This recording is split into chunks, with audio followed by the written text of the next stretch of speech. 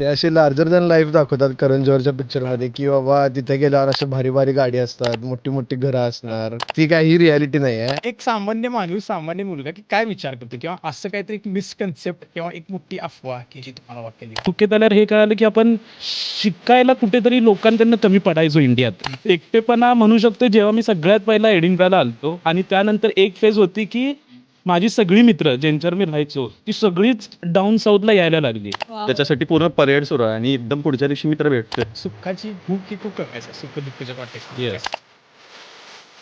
ही मायभूमी जन्मभूमी ही कर्मभूमी ही आमची महावंदनीय अतिप्राणप्रिय ही माय मराठी आमची. किती छान लिहिली. नमस्कार, मी अरिहंत अजितराव आडके. मी कोल्हापूरचा आहे. गेले 4.5-5 वर्ष लंडन येथे स्थायिक आहे. बरेच महिने किंवा बरेच वर्ष मला हरकत नाही असं काहीतरी स्वतःचं सुरू करायचं हा विचार करत होतो. पण जसं ते म्हणतात ना की काहीतरी करायला तुम्हाला एक ठोस कारण लागते आणि कदाचित मला माझं ते कारण मिळाले. आता गेले बरेच महिने आपला अख्खा महाराष्ट्र बऱ्याच गोष्टी बघतोय, बऱ्याच गोष्टीतून जातोय. जरी आम्ही सातासमुद्रापार असलो तरी आमचं लक्ष, आमचं नजर आणि आमचं मन कायम तिकडेच लागून राहिले. आता कसं आहे, माझा भारत देश, माझं महाराष्ट्र आणि आपलं कोल्हापूर हे जणू आम्हाला एक जिव्हाळ्याचं नातंच तयार करून जात आहेत. आणि आमचं कसं आहे, कोल्हापुरी असल्यामुळे गल्लीत क्रिकेट फुटबॉल खेळण्यापासून दूध कट्ट्यावर जाऊन दूध पिऊपर्यंत खणखणीत शिव्या खाल्ल्या बी आणि खणखणीत शिव्या दिल्या बी. त्यामुळे बाळकडू असा मिळाला की नाही टॉपचा की जगात भारी आम्ही कोल्हापुरी. मग विचार केला की ह्या इतक्या ऑलरेडी असणाऱ्या मोठ्या जाळ्यात पॉडकास्ट असू दे, ब्लॉग असू दे, आपण कुठं पुरणार. मग विचार केला आपण महाराजांचं मावळ्या आपण पुरून उरणार. म्हणून म्हणलं एक सुरुवात तर करून बघूया. आता पॉडकास्ट ही विषय आहे काय. पॉडकास्ट असं मला वाटते की या गप्पा आहेत, या चर्चा आहेत. आता तसं बघायला गेलं आमच्या गल्लीगल्लीत पॉडकास्ट सुरू आहेच की. 2 आज्या असून देत, 2 सुना असून देत किंवा 2 बारकी पोरं असून देत, अहो छान चर्चा असते. एखाद दुसरी गोष्ट तुम्हाला 1,00,000% शिकायला मिळाला. म्हणून इथं आम्हाला जो अनुभव आला आहे तो तुमच्यापर्यंत पोहोचायचा आम्ही प्रयत्न करू. आता आमचं कसं, मी कोल्हापूरचा आहे. कधी कोल्हापूरला गेलो, कधी मला कोण भारी वाटला बोलायला, त्याच्याशी एखाद्या गप्पा चर्चा करेन. पण तुम्हाला हे मात्र मी नक्की सांगतो की तुम्हाला काहीतरी शिकण्याचा एक छान अनुभव येईल, एक्सपिरियन्स येईल आणि होपफुली तुम्हाला हे आवडेल. आपल्या मराठी शैलीत मी करायचा प्रयत्न केला आहे. आणि चला तर मग आपला सगळ्यात पहिला पॉडकास्ट बघूया की आम्ही UK मधली जी मित्र आहे तुम्हाला एक सांगण्याचा प्रयत्न करू की ॲक्च्युली UKचं लाईफ काय आहे. एक UK रिॲलिटी असं मला हरकत नाही. तर चला मग आपण आपल्या एपिसोडला सुरुवात करूया. थँक्यू. नमस्कार. आता तुम्ही इंट्रो व्हिडिओ बघितला असालच तर अजिबात वेळ नाही घालवता तर आपण सुरू करूया. मी तुम्हाला थोडक्यात सगळ्यांचं इंट्रोडक्शन करून देतो. मी अरिहंत, माहिती आहे तुम्हाला आता. हा कुणाल, ही तेजल, साई दत्त आणि विराट. तर आपण मग सुरू करूया आपला पॉडकास्ट. क्वेश्चन्सची काय असेल ते माझ्याकडे नोट्स आहेत, त्यामुळे तुम्ही म्हणाल की खाली कुठं बघायला तर याच्याकडे बघायला. सगळ्यात पहिले खरोखर सांगा की कशा आहात आणि काय फिलिंग आहे. सकाळपासून तुम्हाला माहिती आहे आज आपण पॉडकास्ट रेकॉर्ड करालोय. एक्सायटेड. कसं वाटेल? न्यू एक्सपिरियन्स, असं थोडं असं भारी वाटेल की कधी असं ट्राय केलेलं नाही, त्यामुळे खूप एक्सायटेड आहे. बरं. मजा येणार आहे. खूप दिवसांनी कुठल्या तरी मंचासमोर आणि लोकांसमोर बोलायचा चान्स भेटणार. तर मला तर वाटतंय तुझ्यामुळे आम्हाला एक ऑपॉर्च्युनिटी मिळाली Yes. बोलायला कॉन्फिडेंटली. त्यामुळे थँक्यू. तुझे धन्यवाद यात. माझ्या पोटात गोळा आलाय. पण आपण सुरू करूया. मला सांगा सगळ्यात एकदम बेसिक प्रश्न की UK का तुम्ही डिसाईड केलं की ज्यावेळी ठरवलं की आता मला अब्रॉडला जायचं तर UK का?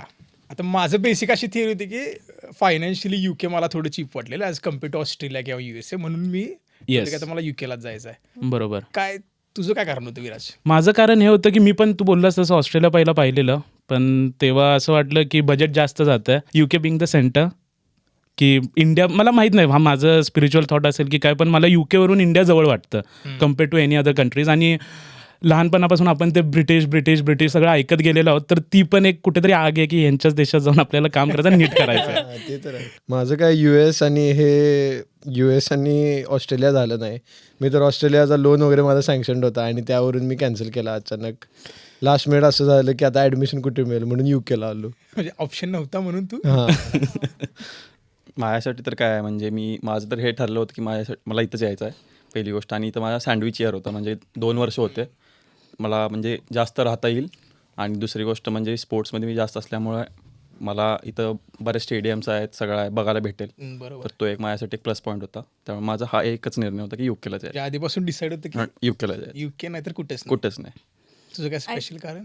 माझं असं होतं की मी कॅनडा फर्स्ट जास्त ट्राय करत होते, पण खूप असे मिक्स रिॲक्शन्स आले की खूप लाईक थंडी असते आणि देन लाईक कॉलेजेसच्या बाबतीत पण. आणि इथं 1 इयरचा कोर्स होता, सो मी कोविडमुळे ऑलरेडी माझं लेट झाला होता मास्टर्ससाठी. So I think this was my chance. आणि करण जोहरचे मूवीज बघून कोणाला नाही वाटत की लंडनला यावं. सो आय थिंक त्यामुळे लाईक इथे मास्टर्ससाठी आले. नेक्स्ट असं आहे की ज्यावेळी तुम्ही या प्रोसेसमध्ये इन्व्हॉल्व झाला, आता मला वाटतं डिग्री झालं एक असा पॉईंट येतो की आता मला जायचं आहे बाहेर शिकायला. मग तुम्ही वेगवेगळ्या पद्धतीने कॉन्टॅक्ट करताय, मग व्हॉट्सअप असू दे, इंस्टाग्राम किंवा मित्रांची पाहुण्यांचे मित्र. येस. असं करत करत त्या पूर्ण प्रोसेसमध्ये तुम्ही डोक्यात एक इमेज तयार करताय की बाबा फॉरेनला गेल्यावर असा असणार आहे, बरोबर. मग तसं मला ऐकायचं की एक सामान्य माणूस, सामान्य मुलगा की काय विचार करतो, किंवा असं काहीतरी एक मिसकन्सेप्ट किंवा एक मोठी अफवा की जी तुम्हाला वाटलेली. आता पर्सनली मला वाटलेलं की इथं आल्यावर गोरवते किंवा लिटरली मी सुरुवातीला असं विचार करायचो की मी तर युट्यूबला हे पण सर्च केलं की what does UK girl thinks about Indian man. म्हणजे बेसिक आहे, बरोबर आहे. मग तसं तुमच्या त्या जर्नीमध्ये काय होतं, तुम्हाला काय मेन्शन करावं? ते असे लार्जर दॅन लाईफ दाखवतात करण जोहरच्या पिक्चरमध्ये, की बाबा तिथे गेल्यावर असे भारी भारी गाडी असतात, मोठी मोठी घरं असणार आणि असं सगळं डे 1 पासूनच होणार आपल्याबरोबर. एकदम तिथं आलोय आपण कुठल्या तर काचेच्या असं प्रॉपर हाय राईज अपार्टमेंटमध्ये राहतोय, सकाळी उठल्या उठल्या ऑरेंज ज्यूस पितोय आपण, असं ती एक इमॅजिनेशन असते, त्या ह्याच्यानं येतो आपण. बट ती काही रियालिटी नाही आहे आणि त्याच्यासाठी खूप हार्डवर्क करावं लागतं इथं येऊन पण, आणि ते होईल इव्हेंच्युअली, बट त्याला खूप वर्ष लागतात. ॲज अ स्टुडंट तुम्ही ती लाईफस्टाईल जगू शकत नाही. बरोबर. ते असं माझं म्हणणं आहे. मला असं वाटतं की फर्स्ट अफवा ही आहे की इथं तुमचे इव्हन फॉरेनर फ्रेंड्स होतात. सो हे असं काही कधीच होत होत नाही. ही अजून पण अफवा आणि अफवाच राहणार. नाही. की असं मला वाटलं होतं की सगळ्या कम्युनिटीजची लोक आपल्या कोर्समध्ये कोणतरी असेल. मध्ये असतील, बट मला वाटत नाही. इथं खूप मला वाटतं efforts घ्यावे 70% लागतात. इंडियन्सच होते आपल्या कोर्समध्ये, हो, दॅट्स ट्रू. त्यामुळे ते पण आमच्यात तर इंटेक आमचा 150 स्टुडंट्सचा होता, त्यापैकी 100 इंडियन्स होते, 40 पाकिस्तानी आणि बांगलादेशी होते, राहिलेले 10 आमचे वेगळे होते. वेगळे होते. चायनीज. हां. तर माझं असं होतं यायच्या आधी की एक लाईफस्टाईल पूर्ण वेगळी असणार, कारण की मला अजून पण ही सवय युट्यूबवर जाऊन की डे इन अ लाईफ बघायची, लोकांच्या आयुष्यात ते त्यांचा दिवस कसा रचला गेला हे मला बघायची जास्त आवड आहे. तर मी ते इंडियात असताना बघायचो आणि कितीतरी युट्यूबर आहेत ते आता खूप पुढे गेले या फील्डमध्ये, मग त्यांचे व्हिडिओज बघायचो आणि मला असं वाटायचं की हां आपण पण असंच करणार वगैरे वगैरे. पण कुठेतरी मला असं वाटलं की त्यांच्यापेक्षा पण जरा लाईफ अजून बेटर झाली त्या व्हिडिओंपेक्षा पण, कारण की मित्र जसे भेटत गेले, बरोबर. देवाची कृपा म्हणायची की लोक चांगली भेटत गेली या प्रवासात, त्यामुळे सगळं चांगलं घडत गेलं. तर माझं हे स्वप्न होतं आणि स्वप्न साकारत चाललोय अजून घडतच आहे. Yes, अजून yes, बऱ्याच yes. गोष्टी आपल्या होणार येणार आहेत, खूप आहेत. ते पण आहे. आता कसं आहे की ज्यावेळी तुम्ही घर सोडताय, आता प्रत्येकासाठी मला वाटते आपण कधीच बाहेर गेलो नाही शिक्षणासाठी, म्हणजे आपलं 11वी 12वी डिप्लोमा डिग्री जे काय असेल ते. पण ज्यावेळी तुम्ही घर सोडलं UKला आला, त्यावेळी अशी काय तुम्हाला शिकवण एक आठवतं का, की मला वाटतं की मी हे लाईफमध्ये ह्या गोष्टीला एक्सपोजर आणि मी हे शिकलो म्हणजे करायला लाईफमध्ये काय पण असते, कोणती क्वालिटी, कोणती गोष्ट, कोणतं टॅलेंट, असं काय तुम्हाला वाटतं का की मी हे शिकलो?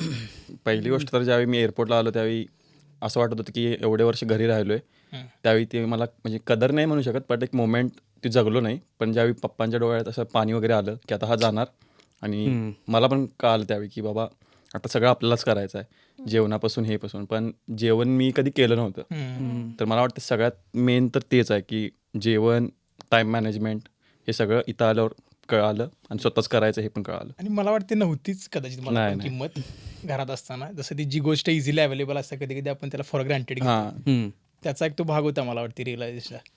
आणि असं कुणाला काय?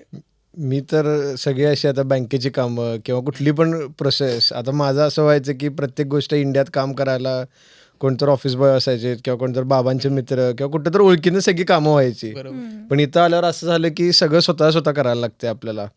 म्हणजे आल्या पहिला ते NI नंबर काढायला लागला इथं आल्यावर, त्यानंतर BRP कलेक्ट करा, बँकेत अकाउंट काढा, बँक अकाउंट स्वतः मॅनेज करा, सगळे डॉक्युमेंटेशन, ॲड्रेस चेंज झाले की तुम्ही सगळं स्वतः हे करायचं आहे. मग ह्या बारीक बारीक गोष्टी होत्या ज्या इंडियात कधी करून माहीतच नाहीत स्वतः.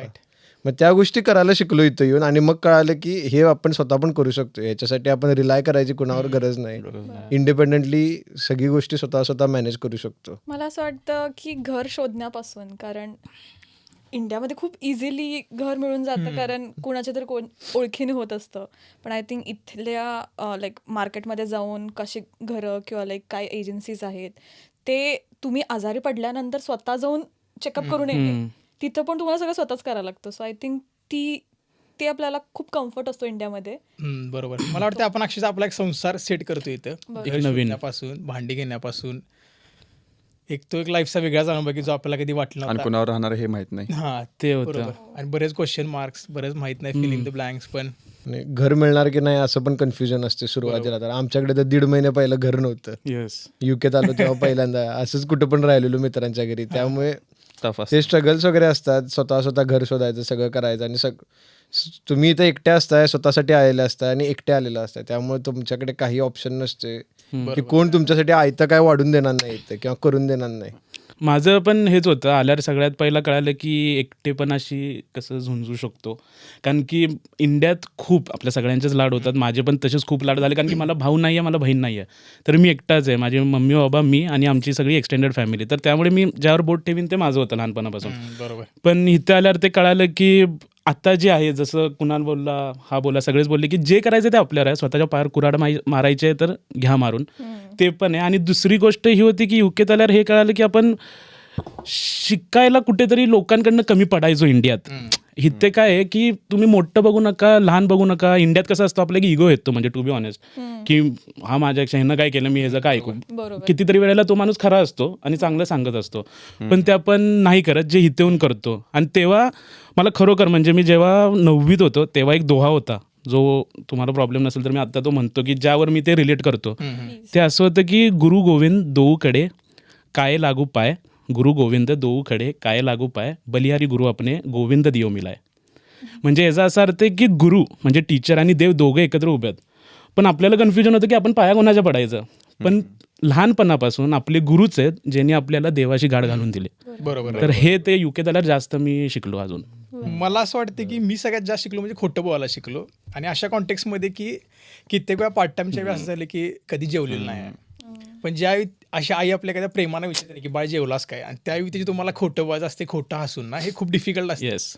आणि असं नाही की पैशाच्या अडचणीमुळे नाही असा अर्थ त्याचा काढू नका, पण काही शिफ्ट असतात, वेळेचं असते, भान कळत नाही, करायचा कंटाळा असतो main म्हणजे. तेव्हा मला असं वाटतं की ही गोष्ट जी मला कधी वाटलं होतं की मला शिकायची गरज पडेल की खोटं बोलायचं, ते शिकलो मी. पण असं मला वाटतं की युकेमध्ये आल्यापासून बऱ्याच गोष्टी शिकायलो की ज्या वाटलेल्या नव्हतं कधी शिकेन.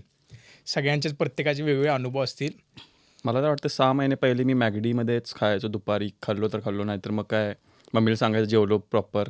जे बनवलं मी स्वतः बनवलं आहे, मीच खाल्लं आहे. पण तसं नसायचंच. 12-12 तास आपण काम केलं आहे मोस्टली, शिफ्टला. कधी कधी नुसता ब्रेड खाल्लाय, काय खाल्लाच बाळ, नाही आता मस्त भाजी खाल्ली, भरून भात खाल्ला. खोटं खूप वेळेला बोललो हां. आपण सगळे. त्यानंतर एक नेक्स्ट क्वेश्चन असा की मला वाटतंय की आपण जे घर सोडून आलोय आणि जे दुःख आईवडिलांना झाले की आपला एक शरीराचा तुकडा आपल्यापासून लांब चाललाय, त्याचं दुःख मला वाटतं आपल्याला कधीच कळू शकत नाही. कारण की मला असं वाटतं की ज्यावेळी आपण इंडियात होतो ना, त्यावेळी एक आईवडिलांच्या एक ओझोन लेअरच्या प्रोटेक्शन होतो, जे आपल्याला माहीत नव्हतं. त्याचा प्रेझेन्स होता पण आपल्याला माहीत नव्हतं. पण ज्यावेळी तिथून स्वतःला येऊन ज्यावेळी मी युकेमध्ये टाकलं, त्यावेळी मला आयुष्य काय हे कळायला लागलं. खरं. आणि इंडियात असताना मला वाटतं की माझा एक जवळचा सगळ्यात मित्र होता तो म्हणजे कम्फर्ट झोन. आणि लांबचा शत्रू की जो माहिती नव्हतं, हा शत्रू असू शकतो म्हणजे एकटेपणा. आता आमचं गल्लीत वाढणं आहे सगळं, त्यामुळे असं कधी झालं नाही गल्लीच्या कट्टर कोण नाही आहे. म्हणजे मी लिटरली मम्मीने जरी सांगितलं की कोपऱ्यावरनं बाळा काहीतरी पोहे घेऊन ये, रवा घेऊन ये, तरी मी बारक्या पोरक्याला घेऊन चल काय आहे. म्हणजे असं अशी लाईफ होती. आणि इंडियात असताना टेबलाच्या त्या साईडला बसून ऑर्डर देणारा मी आज टेबलाच्या ह्या साईडला उभा राहून सर म्हणतोय, ऑर्डर घेतोय, सरांची खरकट ताटं पुसतोय, सरांशी गोड बोलतोय, ह्यापेक्षेनं की सर मला काहीतरी टिप देतील आणि परत पुढच्या सरांची वाट बघतोय. हे ज्यावेळी अनुभवलं त्यावेळी मला खूप त्रास झाला. कारण की कसं असतं की शेवटी बघणं किंवा ऐकणं ह्याच्यापेक्षा स्वतः तुम्ही अनुभवता त्यावेळी खूप वेगळं असते तुम्हाला. आणि कुठंतरी भले जास्त वर्ष झालं, एक 4.5-5 वर्ष झाले मला आयुष्याच्या ह्या मुवमेंटला आलो की मम्मी काहीतरी जेवायला वाढ किंवा पप्पा येताना हे घेऊन यावं, ही कुठेतरी आयुष्यात एक लक्झरी होऊन बसल्या माझ्यासाठी. खरंच. की मी स्वतःच्या सेल्फ डेव्हलपमेंट किंवा फायनान्शियल डेव्हलपमेंट ह्या नादात आलो हे मात्र खरं आहे. पण असं वाटतं की ज्यांच्यासाठी आलो त्यांचा कुठेतरी सहवास हा विसरत चाललाय. मला खंत पण आहे आणि भीती पण वाटते कधी कधी. असं तुमच्या लाईफमध्ये हा एकटेपणा असू दे, पार्ट टाइमचा स्ट्रगल, त्याचे मला अनुभव ऐकायला आवडतील की लोकांना सांगायचं की मला असं हे असतं इथं, तुम्ही जे विचार करून येताय हे 100% खरं नाही आहे. बरोबर. ते तुमचे मला अनुभव ऐकायला आवडतील, एकटेपणा, स्ट्रगल, पार्ट टाइम. माझं बोलायला गेलं तर आय थिंक मला थोडीफार आयडिया होती इथे यायच्या आधी. आय थिंक सगळ्यांनाच असते की Yes. लाईक तुम्ही तुमचं कम्फर्ट झोन जसं तू म्हणलास की सोडून जाताय, तर तुम्ही एक प्रेप करून जाता की लाईक स्वतःवर पडल्यावर आपण बघू. बरोबर. ते एक थोडंसं असतं. 20 आवर्सवरून आपण जो स्विच झालो की लाईक फुल टाईममध्ये, time. की जोपर्यंत अजून जॉबसाठी काही होत नाहीये. बरोबर. तर त्यावेळी असं खूपदा असं व्हायचं की 12 तासाच्या शिफ्ट नंतर व्हायचं की लाईक कधी घरी जाते किंवा आपण कशासाठी आलो इथे, ते फार जाणवलं. किंवा इज इट वर्थ इट की जे आपण करतोय. बरोबर. आणि त्यानंतर मला असं झालं की काही चांगले मैत्रिणी मित्र भेटले मला सुरुवातीला जेव्हा माझं मास्टर सुरू झालं. पण ते प्रत्येकजण इथं सेल्फिश आहे. लाईक प्रत्येकजण आपलंच बघणार कधीही कुठल्या पॉईंटला, which is I am not saying की Fair which is fair enough की तर एका पॉईंटला असं झालं होतं की लाईक सगळ्यांनी आपापले बघितलं की आपल्याला कुठं पुढे जायचं आहे आपलं ग्रॅज्युएशन झाल्यानंतर. आणि मी एकटी पडली होते की मला घर शोधायचं होतं. आणि ग्लासगोमध्ये तेव्हा फार असे चालले होते की खूप लाईक वांदे झाले होते लोकांचे राहायचे. राईट. नेक्स्ट येणाऱ्या स्टुडंटसाठी पण असं होतं की तुम्ही येऊ नका कारण तिथे जागा नाही आहे. सो त्यावेळेस फुल स्ट्रगल की एकटीने सगळं शोधणे, जसं मगाशी म्हणलं की लाईक रूम शोधणे प्रत्येक. आणि इथं रूम शोधणे म्हणजे एक मोठा टास्क आहे. एक्झॅक्टली. येस. म्हणजे लोक कमी, जागा कमी, पण लोक जास्त झालेत, असं झालंय ते. आणि आय थिंक त्या पूर्ण काळात मी स्वतः सोबत राहायला जास्त शिकले. कारण कधीही मला असं आठवत नाही ह्याच्या आधी की रेस्टॉरंटला जाऊन मी एकटी जाऊन जेवून आले, पण मी तोही अनुभवाला चालू केलं because you can't wait for anyone इथे. येस. सो ते मूवीजला एकटं जाण्यापासून ते शेवटी मी युरोपला पण लाईक सोलो ट्रिप करून आले. बापरे. Wow. So I think that was my achievement की लाईक खरंच. इथे मी कधी इंडियामध्ये असताना मी कधी करू शकणारच नव्हते. कारण आई वडिलांची भीती असते की लाईक एकटी कशाला जातेस किंवा तू स्वतःला पण म्हणशील. पण आय थिंक खूप काय शिकवतं. इट्स नॉट जस्ट की लाईक वाईट गोष्टी, पण चांगल्या गोष्टी शिकल्या मी की लाईक किती छान एन्जॉय करू शकतो आपण सोलो ट्रिपला पण जाऊन. एकटेपणा म्हणू शकतो जेव्हा मी सगळ्यात पहिला एडिनब्राला आलतो आणि त्यानंतर एक फेज होती की माझी सगळी मित्र ज्यांच्यावर मी राहायचो ती सगळीच डाऊन साऊथला यायला लागली आणि मी एडिनब्रात एकटाच आणि माझा अजून एक मित्र जो कॉलेजपासून होता, आम्हीच होतो. नंतर मला असं वाटायला लागलं की एकटं पडलो काय काय करू शकतो ह्यातून. पण त्या एकटेपणाने अजून गोष्टी शिकवल्या ज्या आम्ही 2 वर्षात शिकलेलोच. ही इंटर्नशिप नंतरची गोष्ट. आणि हे सगळे जे आम्ही एकत्र राहायचो, म्हणजे हा होता आणि अजून 3-4 आम्ही राहायचो एकत्र, या सगळ्यांना माहीत असायचं की जर मी घरी नाही आहे आणि मी फोन उचलत नाही आहे तर माझा एक कॉफीचा तो शॉप होता जिथं मी दिसणारच तुम्हाला. माझा फोन नसला कारण मी हरवले अशी पोस्टर लावा पण मी तिथंच बसलेला असणार. कारण की ती इमेज आणि ते वॉलपेपर अजून माझ्या डोक्यात की मी तिथं जाऊन किती विचार केलेत. आणि सगळ्या मोठ्या मोठ्या गोष्टीनंतर मी तिथं गेलोय. जॉबचा कॉल आला गेलोय, इंटरव्ह्यू फेल झाला तिथं गेले. आपण बोलतो नाही आपली स्पिरिच्युअल जागा असते की इमोशनली कनेक्ट होता. मी टाइम तिथंच माझा होता. जाऊन मी अजून हे होतं. आणि पार्ट टाइमचं होतं की जशी ती बोलली की परफेक्टली ॲग्री करेन की मला हे जास्त थॉट्स यायचे जेव्हा 11 नंतर मला हुवर मारायला लावायचे. कारण ते माझ्याकडेच असायचं आणि माझ्यातच ते किडे होते की मला तो हुवर मारताना तो आवाज आवडायचा जो कचरा हात येते मग त्यांनी प्रत्येकाचे नाद छंद हे सगळे वेगळे. माझा हुवर होता कुठंतरी, ऐकायला जरा विचित्र आहे. पण तेव्हा थॉट्स यायचे की मी काय करायला इथं आले, म्हणजे शिकायला आलोय का काय करतोय. पण त्या गोष्टीत ते जमून गेलं आणि नंतर झालं. हुवर मारल्यानंतर कळालं की आयुष्यभर हे तरी नाही करायचं. नाही करायचं. तू काय पार्ट टाइम करत होतास? आम्ही 6 जण आलो होतो एकावेळी, पण प्रत्येका माहीत नव्हते काय जॉब करायचा. पण एक करत होता जस्ट इटमध्ये डिलिव्हरी ते डिलिव्हरी जस्ट इट, त्यावेळी होतं ते, आता बंद झालंय. बट हां आम्ही 6 जण मग त्यातच चालू केलं होतं. इतक्या त्या घाणेरड्या युकेच्या वेदरमध्ये तसंच तुम्ही पहिला भारी वाटायचं की त्या कारणाने मी पूर्ण लंडन फिरलो. मला एक एरिया, एक लोकेशन सेंट्रल झोनमध्ये सगळं आम्हाला कळायचं आणि आम्ही एकत्र काम करायचं, त्यामुळे काय वाटत नव्हतं. बरोबर. आणि सगळे गेअर्स होते, त्यामुळे थंडीचा हा एक फॅक्टर आलाच नाही. आणि शिफ्ट पण कसे 20 आवर्स करायचो आपण पहिल्या वेळी, बरोबर. राईट. त्यामुळे तो एक होता. पण त्याचा अनुभव पण कधी कधी घाण आला. जसं सांगायचं म्हटलं तर मग एखादा इन्सिडेंट मला आठवतोय की असंच एक दिवशी येत होतो मी काम करून, रात्री 12 वाजले होते आणि पाऊस पडत होता. बरं. आणि आम्हाला हबला यायचं होतं सायकल वगैरे सगळ्यांना घेऊन. मग सगळे पोचले आणि म्हणजे तुम्ही गोळा होते. हां जिथं सायकल सगळे सोडायचे आणि मग आपण आपापल्या घरी जायचं. बरं. आणि मी येताना मी शॉर्टकट घेतला पॅडिंग्टनमधून आणि मी असं एका फॉरेस्ट नाही म्हणून बट पार्कमधून. आणि पाऊस पडत होता, म्हटलं शॉर्टकटने जाऊ. बट तिथं 6 लोक थांबले होते आणि मी रिस्क घेतली ती की जाऊ इथून. डॉजी होती का दिसा? हां लहानच होते, 18 वर्ष वगैरे 15 वर्ष वगैरे. पण त्यांनी मला अडवला सायकलमध्ये. त्यांनी ते अम्ब्रेला वगैरे घातला आणि एकदम अडवला. मग तो इन्सिडेंट असं होतं की आता काय म्हणजे काय करायचं. माझ्याकडे सगळं होतं, एअरपॉड, फोन, पॉवर बँक. नशीब त्यात खाणं म्हणजे जेवण नव्हतं. मी जस्ट जात होतो, काय नव्हतं त्यात. त्यांना तेच वाय होतं की खायला काहीतरी आहे का. आणि तू दोघा तिघांना घेशील रे, 7-8 जण असले तर अवघड. नाही उगीच रिस्क. आणि इथं आपण केवढं बघतोय इन्सिडेंट, हा, फोन की- स्नॅचिंग, त्यामुळं. बरोबर आहे. आणि पहिल्या 6 महिन्यात काय कळत नाही, त्यामुळे तो इन्सिडेंट घाण होता माझ्यासाठी.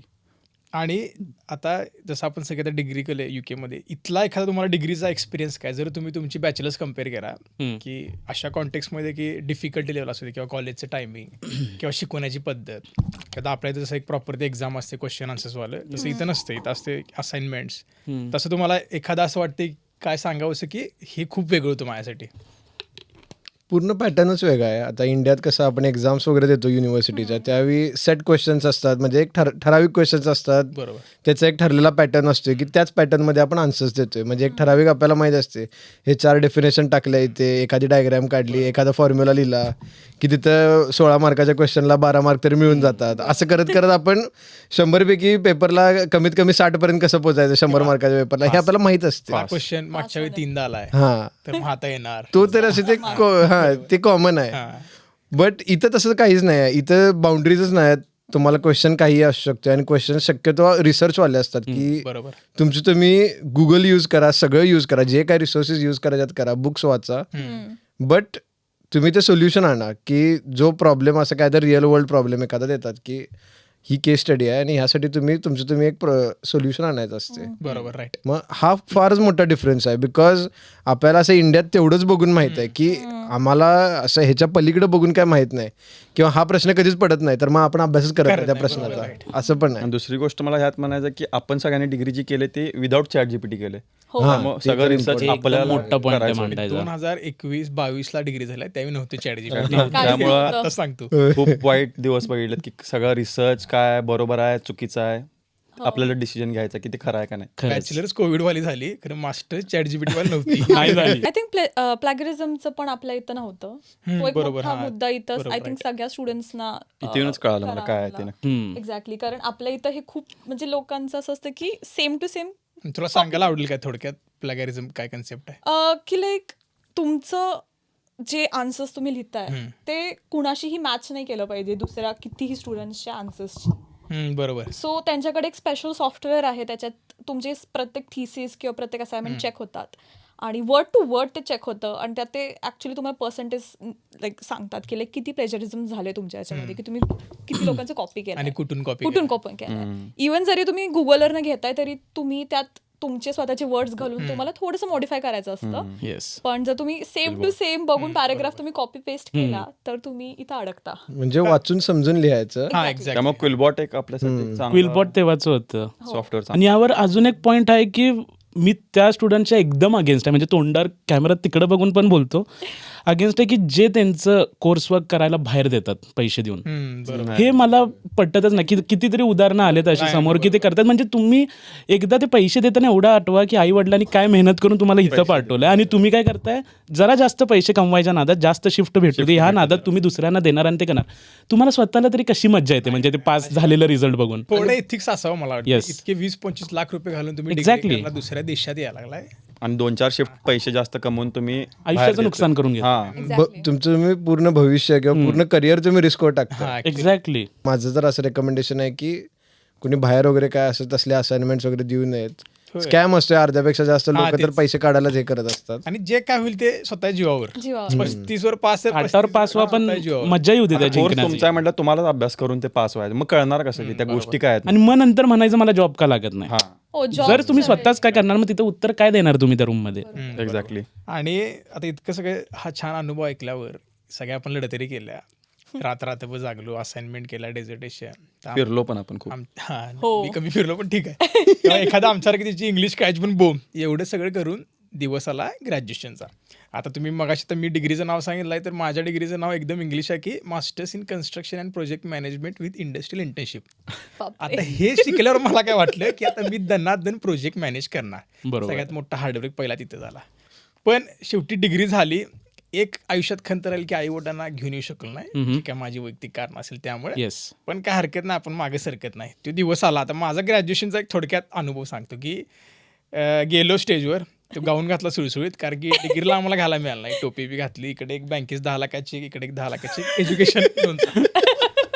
मग गेलो स्टेजला पाय पडले ते आता आपोआप मसल मेमरी आपल्याला येतेच ते होतंय. स्टेजवर पाय पडला आणि मी त्या बाईकडे बघालतो चिती होती तिथं डिग्री देणारी मग ते आपलं असं टोपीनं असं करते म्हणलं आपली संस्कृती आहे, नमस्कार करायला पाया लागते. पडणे. वा. मग तिला नमस्कार केला तिने मला केला भारी वाटलं मला अशी छान माझा हा डिग्रीचा अनुभव आहे की मला असं वाटतं त्याच्या प्रोसेसमध्ये डिग्री कधी होतं की ज्यावेळी मला वाटते तुम्ही पार्ट टाइमच्या फेजमध्ये असताय आणि तुम्ही फुल टाइम जॉब शोध असताय त्यावेळी ती एकच गोष्ट आहे ऊर्जा देणार की बाबा आपण काय तर अचीव केलं. हा Achieve केलंय. म्हणजे खरोखर 20-25-30 लाख रुपये घालून तुम्ही येताय त्यावेळी स्टेजवर गेला तुम्हाला वाटते की हा बाबा काय तर केलं. काय तर केलंयस काय तर कसं खरंच. तर आलंयस त्याचा तुम्हाला काय अनुभव असा डिग्रीचा कशी झाली काय झाली किंवा कसं वाटलं थोडक्यात.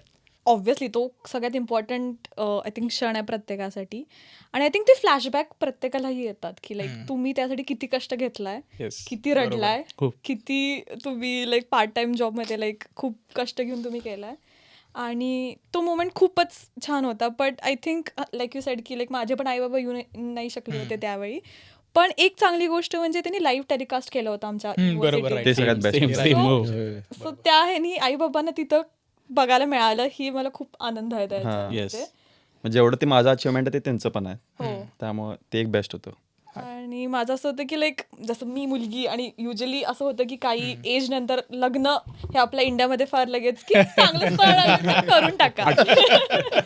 तो थोडंफार तसं माझ्या पण आयुष्यात झालं होतं की लाईक आय थिंक आता खूप छान स्थळ आले आणि अरे वा. लेट्स गेट यू मॅरिड असं झालं होतं. वा. पण माझं स्वप्न होतं की मला मास्टर्स करायचं आहे आणि मला बाहेर जायचंच आहे.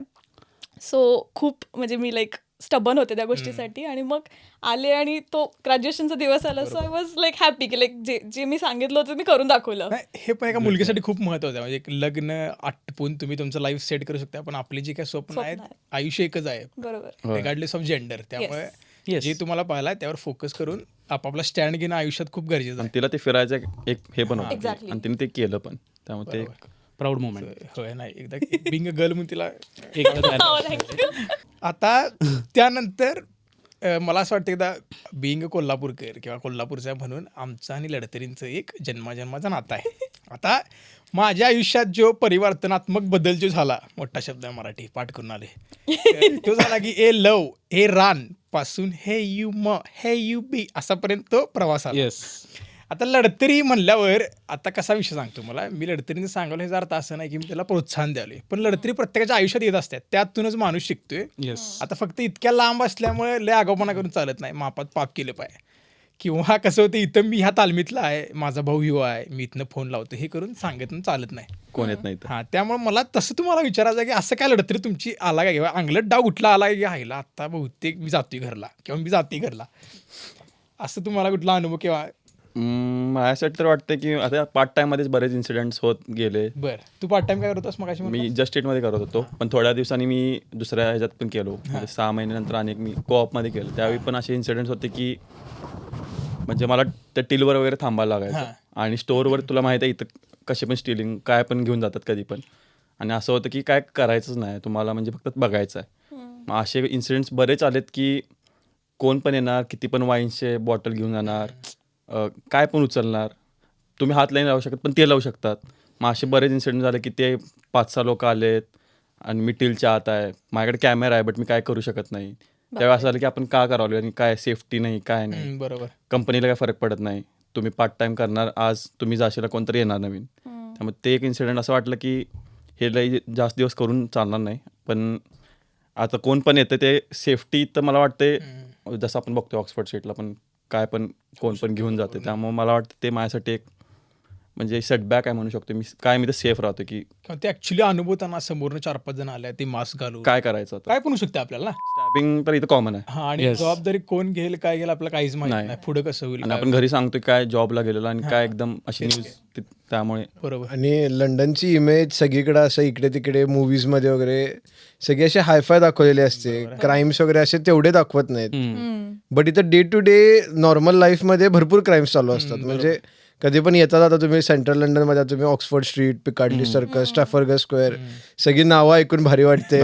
शाहरुख खाननं देवदासच्या डायलॉग ह्याच्यामध्ये पण तो डायलॉगमध्ये नावं घेतली त्या सगळ्या स्पॉट्सची सो वाटते की कधीतरी एकदा तिकडे जावं पण तिथं जायला ऍक्च्युली जेव्हा तुम्ही फिरायला जाताय मोबाईल तुम्हाला खिशात ठेवायला लागतोय बरोबर कारण कधीही फोन स्नॅचिंग होऊ शकते कधीही कुठेही स्टॅबिंग होऊ शकते एकटं फिरू शकत नाही तुम्ही रात्रीचं हे असे बऱ्याच गोष्टी आहेत ज्यावेळी वाटते की थोडंसं सेफ नाही आहे इथे. बरोबर. बट असं पण नाही आहे की कंट्री सेफ नाही, कंट्री इज सेफ, बट काही हॉटस्पॉट्स आहेत तिथं असं कधी कधी वाटतं Avoid की केलं पाहिजे. अवॉइड केलं पाहिजे किंवा सांभाळून राहायला लागते. आणि हे रेग्युलर प्रॉब्लेम आहेत मला वाटतं. आपण असं काही लई कधी तर होणारे सांगत नाही. आता Oxfordला common आपण झालं कधी आता. पण गेलो की डोळ्यासमोर दिसते फोन कोणतरी येऊन चालले, कोणतरी काहीतरी कुणाला करायला. आपण थोड्या वेळ यायच्या आधी पण एक आपण बघितला असतो हा. incident. त्यामुळे Yes. बरोबर. हो.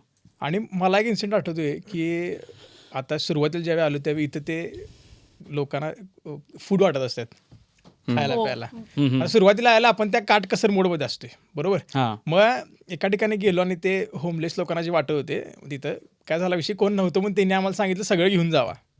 मग घेऊन गेलो. मग जरा असं थोडं हावरटपणा म्हणून पुढं पण एक जण वाटायला ते म्हणलं ते पण घेऊन या, काय हरकत आहे म्हणलं. तसं पण जेवण चांगलं असते, डोंट गेट मी रॉंग. आणि ते घेतलं, कॉलमच्या अलीकडे ठेवलं आणि पुढच्या ठिकाणी जाऊन मग खाल्लं आम्ही. मग येताना काय झालं विषय की एक जण होमलेस माणूस आला. तर होमलेस म्हणजे इथली भिकार लोक थोडक्यात, त्यांच्याकडे घरं नसतात.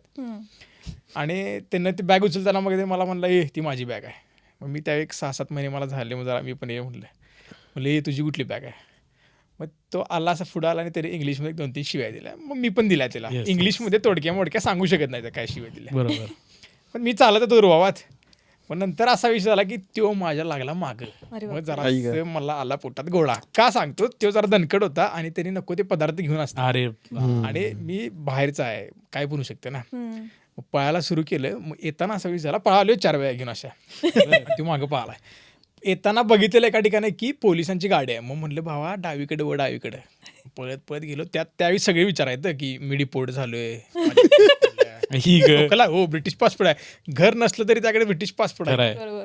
मग गेलो पुढे आणि पोलिसची गाडी दिसली, त्या दारात सगळे ते टाकलं. तिथं गेल्यावर मग असलं घाबरलेलो मी की इंग्लिश फुटना. मग पोलिसाला बाहेर, पोलिसांना आम्हाला दोघांना काय साईडला घेतला, त्या होमलेसला एकाने एकाला साईडला घेतला. मग त्या इंग्लिश फुटेना. मी त्याला म्हणलो we are international student, I am very very poor, I have got education loan म्हणून. म्हणजे घाबरलेलो मी. Yes yes yes.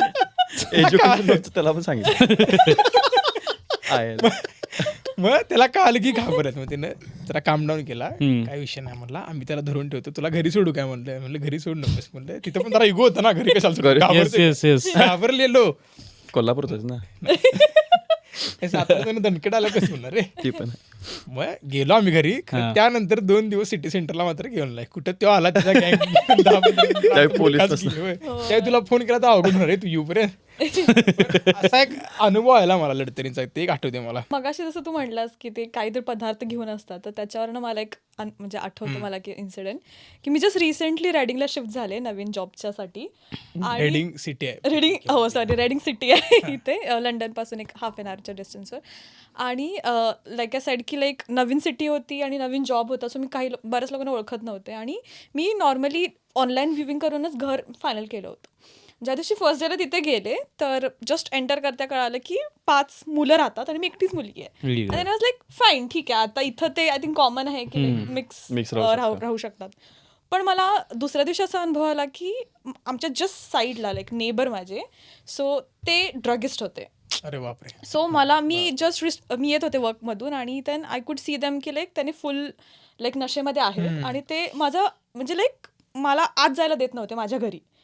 सो तो माझ्यासाठी इन्सिडेंट असा होता की लाईक मी खूप घाबरलेले, प्रचंड घाबरलेले.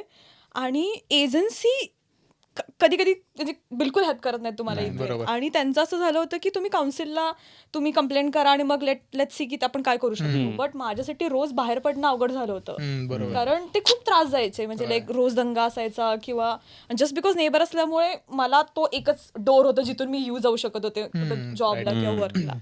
सो त्यासाठी आय थिंक तो माझ्यासाठी लढतर होती की माझे पैसेही अडकून होते, डिपॉझिट मिळत नव्हतं आणि हे रोज आहेच प्रकार. आणि मग आई बाबांचे असं झालं की लाईक ते घाबरून गेले की लाईक शेवटी की कशाला करतेस तू, राहू दे तिथून, दुसरीकडे जा, हे कर वगैरे, पैशाचं बघू वगैरे. बट आय मीन पण त्यातनं पण होत गेलं सगळं व्यवस्थित. पण मी सांगते की काही असे एरियाज आहेत इथे आय थिंक UK मध्ये बरेच ठिकाणी शेडी की दॅट यू शुड अवॉइड. की लाईक तुम्ही जेव्हा एखादा राहायला जाता तर मला मी सांगेन कोणीही इथं म्हणजे लाईक व्ह्युअर्सना सगळ्यांना की तुम्ही प्रॉपर चौकशी करून व्ह्यूविंग करूनच तुम्ही घ्या एरिया वाईज. आणि उगाच पैसे वाचवायच्या नादात कुठं पण जाऊन राहणं योग्य नाही. कधी पण काय पण होऊ शकते. खरं आहे. आणि कधी लॉंग रूट घेतला पण बरा असतंय. रादर दॅन की शॉर्टकट आहे चला ह्या ह्याच्यातून जाऊया. कधीच करू नका. आयरनी अशी होती की ते राहणारे 5 मुलं ते स्वतःही घाबरून राहायचे तिथे Just मुलं not की मी असून मुलगी पण. असून वा. की मी घाबरायचे बरोबर राईट. पण असं होता तो अनुभव. इव्हन मला आपलाच सगळ्यांचा एक इन्सिडेंट आठवतो की आपण कुठेतरी लिस्ट कोवेंट्रीला गेलतो कदाचित त्या दरवाजा घराच्या knock बाहेर करत ते होता. येस येस आठवतंय मला. आम्ही असंच एका मित्राचा सेंड ऑफ होता त्यासाठी कोवेंट्री म्हणून इथं एक आहे 1-1.5 तासावर असेल तिथे गेलतो आणि तिथं काय झालं संध्याकाळची वेळ होती आणि तो एरिया पण असा शेडी होता. ते पण आमची चूक तीच झाली की आम्ही पैसे कमी आहेत किंवा कॉन्ट्री प्रत्येकाला कमी येणार बरोबर. या चांगल्या भावे तिथं गेलो आणि घोडा लावून घेतला इन सिम्पल भाषेत. ठीक आहे. आणि काय झालं रात्रीच्या वेळेला आम्हाला त्या घरात जाताना शंका आली की इथं काहीतरी वेगळं वाटतं कारण की असे सगळे विचित्र लोक होते. बरोबर दिसत होतं. हा ड्रगिस्टच होते आणि ते बोललंच वेगळ्या पदार्थांवर होते. पावलं त्यांची नीट पडत नव्हती. बरोबर. आणि रात्री 12:30-1च्या दरम्यान कोणतरी येऊन डायरेक्ट धड धड असं वाजवायलाच लागला दरवाजा आणि इथलं सगळं लाकडाचं. बरोबर. एक लात मारली झालं आला आत तो. तो नंतर डोकं आपटत राहिला दरवाजावर आणि त्याचं रक्त वगैरे होतं. सकाळी आम्ही बघितलं दरवाजाला लागेल. येस आम्हाला ते दिसत होतं की आम्हाला भीती वाटली की हे काय म्हणून आणि तेवढ्यात कोणीतरी कंप्लेंट केली आणि पोलिसांच्या गाड्या आल्या. मग आला आमच्यात धाडस. पोलीस बघितलं आम्ही खिडकीतनं दिस गाय तोपर्यंत कोणाच्यात दम नाही. तोपर्यंत सगळे बाहेर लाईट जशी चमकायला लागली सगळ्यांच्यातला तो शक्तिमान आला बाहेर. परत तेच आहे भाव. आता जरी आपण 10-15 जण होतो हेच भीत आहे की आपल्याला एकच भीत असतं की विजावर काय विषय आला नको यायला नको आणि स्टॅप पण करले तर आणि चुकून खरोखर त्याच्याकडे काय तर नको ते असलं कुठं काय कोणाला झालं. असतेच रे. आणि विजाची भीती तर कधी पण वाटते. म्हणजे एकदा तर टेनिस खेळत होतो खाली आमच्या बिल्डिंग मध्ये टेनिस कोर्ट आहे तिथं आम्ही टेनिस खेळत होतो आणि एक अशी समोरच्या बिल्डिंग मधली मुलगी आली आणि ती म्हटली की आम्ही पण जॉईन होऊ काय आणि ती जॉईन झाली. पण मला माहित नव्हतं ती रेडी आहे की नाही. मी आपली सर्व्हिस केली आणि तिच्या बरोबर खांद्यावर जोरात बॉल बसला. ती होती ब्रिटिश. मला वाटलं आता माझा विजा गेला. म्हणजे हिने कंप्लेंट केली तर असं म्हणजे कुठल्याही गोष्टीत विजा आठवू शकते तुम्हाला या काही पण होतं. देशात. बँक लोन आणि हे मला वाटतं घाबरणं स्वाभाविक आहे. त्यामुळेच म्हणते की विचारपूर्वक बघा त्यानंतर तू सॉरी म्हणला असेल तिला. सॉरी तर काय इथं दिवसातून 50 वेळा म्हणते. असं लोकांना काय सॉरी असं अँड थँक्यू. लोक येऊन समोरून आपटले तरी सॉरी म्हणतोय आपण. ते काय इथलं कल्चरच आहे. आणि ती लई सवय झाली आपल्याकडे. तर मी पण गेलो परवा इंडियाला मी सीट बेल्ट घातल्यावर मित्र हसायले अरे म्हणजे खुळायच काय सॉरी म्हणून सॉरी. इंडियात सॉरी म्हणजे कोल्हापुरात तर सॉरी कोल्हापुरात 2 शब्द आहेत मगाशी वापरले मी ते. घरी गेल्यावर तर उगीच मम्मीनं चहा आणून दिल्यावर मी आपलं थँक्यू म्हटलं तर मम्मी ओरडली मला थँक्यू म्हणतोस काय. मम्मीने वेलकम विथ दिलं काय. मला वाटतं ज्या सगळ्यासाठी आपण आलो एवढा अट्टास केला सगळ्यात डिप्रेसिंग सगळ्यात काळा फेज किंवा सगळ्यात जास्त कमी बोलणारा म्हणजे जॉब टाईम आणि फुल टाईमची जी प्रोसेस आहे विथ स्पॉन्सरशिप. आता मला असं वाटतं की तो सगळ्यात माझ्यासाठी पर्सनली इतका घाणेरडा काळ होता की पार्ट टाईम करत होतो. फुल टाईमचे सगळे रिजेक्शन. बँकचं हफ्ता सुरू होता. बँकेचं काय 100 बँकेचं नाव येणार आहे कारण की म्हणजे विषय नाही. आणि असं झालं की एखादा कुठला तर इंटरव्ह्यू यायचा आठवड्यातून पण लगेच परत रिजेक्शन यायचं. पण असं होतं की शेवटला इतका मेंटली फ्रस्ट्रेट झालो की मला वाटलं आता काय मला होत नसते. पण सांगते कुणाला काय पाहिजे होतं मला ग्लोबल एक्सपोजर हे आता हे ग्लोबल एक्सपोजर खरं आहे. मग एवढंच मला सांगा असं वाटतं की खरोखर हा लई डिफिकल्ट फेज आहे डिफिकल्ट काळ आहे पण शेवटपर्यंत खंबीर राहायला लागते. अजिबात इझी गोष्टी होत नाहीत. येस हे लक्षात ठेवा. आणि त्याचबद्दल मला विचारायचं की तुमचा काय एक्सपिरियन्स होता किंवा काय तुम्हाला वाटतं इथल्या लोकांबरोबर काम करता. मला असं वाटतं की पहिल्यांदा सुरुवात तर अशी झाली होती की लंडनला यायचं आहे वगैरे वगैरे ह्या गोष्टी होत्या सगळ्या गोष्टी अचीव करायच्या. पण ती आता एक कसं आहे सांगायला जर गेलं तर एकदम ब्रीफ नाही तर जास्त होणार. त्यापेक्षा माझा जो छंद आहे ते म्हणजे कधी कधी मला असं आवडतं मी एकटा लूपमध्ये असलो की मी शब्दांशी खेळत बसतो. तर त्याच ह्याच्यासाठी मी एक कविता लिहिली ह्यावर की एक म्हणजे एक तुमच्यासाठी पण सरप्राईज होतं. मला माहित नाही की तुम्हाला माहित होतं का नाही पण एक म्हणलं की लिहूया बघूया तरी ट्राय करूया. असं काही प्रॉपर कविता नाही पण नाही आवडली तरी वाव करायचं. इर्षाद कवी इज बॅक. एक तर व्हॉल्यूम फुल करा नाही तर म्यूट करा. फुलच करा पलीकडच्यांना पण ऐकू जाऊ दे. तर हे कविता आता मी मोबाईलमध्ये ती हे केली. ते कवितेचं नाव असं आहे जे आपण सगळे मगापासून डिस्कस करतो ते म्हणजे परदेशी वाट. अरे वा. परदेशी वाट असं कवितेचं नाव आहे. तर सुरुवात अशी आहे की स्वप्न उराशी घेऊन आलो लंडनची मी वाट धरली. स्वप्न उराशी घेऊन आलो लंडनची मी वाट धरली. घरच्या आठवणींच्या ओझ्याने मन आणि 23 किलोची बॅग कुठेतरी जास्तच भरली. दिवसा कॉलेज रात्री शिफ्ट तिथं नाही विश्रांती. तिथं म्हणजे इथं. इथे दिवसा कॉलेज रात्री शिफ्ट तिथं नाही विश्रांती. कधी सूप वाढायचं, कधी करायची झाडपूस, त्यातच आम्ही शोधायचो ती म्हणजे कुठेतरी शांतपणे आणि शांती. अरे वा वा. थंडीचा शहारा हे का मी म्हणतोय, इथलं वेदर हो. एकदम अनप्रेडिक्टेबल आहे. तर ते असं की थंडीचा शहारा पावसाची धार, थंडीचा शहारा पावसाची धार, तरीही चाललोय मी माझा घेऊन स्वप्नांचा भार. वा. कॅशियर झालो, होतो वेटर, डिलिव्हरी सांभाळली. कॅशियर झालो, होतो वेटर, डिलिव्हरी सांभाळली.